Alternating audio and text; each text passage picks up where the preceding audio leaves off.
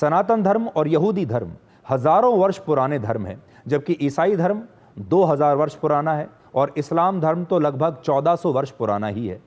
क्योंकि ये नए धर्म हैं, इसलिए जब इनका विस्तार हुआ और ये दूसरे देशों में पहुंचे तो इनका पुराने धर्मों से संघर्ष हुआ, विचारधाराओं में संघर्ष हुआ, जिसमें कुछ पुराने धर्म समाप्त हो गए और जो धर्म आज रह गए उनके साथ इनका आज भी संघर्ष जारी है। जैसे सनातन धर्म और यहूदी धर्म आज भी बचे हुए हैं, इसलिए इन धर्मों का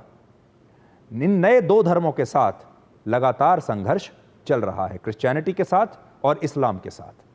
यहां आपको यह बात भी समझनी होगी कि ईसाई धर्म, इस्लाम धर्म और यहूदी धर्म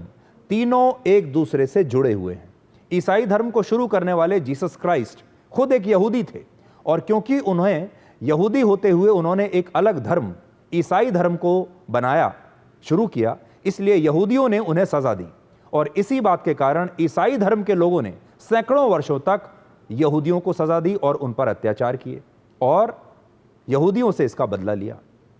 इसी तरह इजराइल के भूखंड पर जब अरब के मुसलमानों का कब्जा हुआ और बाद में यहूदियों ने इन फिलिस्तीनी मुसलमानों को इनकी भूमि से हटाकर वहां फिर से इजराइल नाम का एक देश बना दिया, तो इस्लाम धर्म और यहूदी धर्म के बीच भी संघर्ष शुरू हो गया, जो आज तक चला आ रहा है।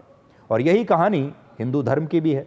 एक ज़माने में भारत में अधिकांश आबादी सिर्फ सनातन धर्म की थी,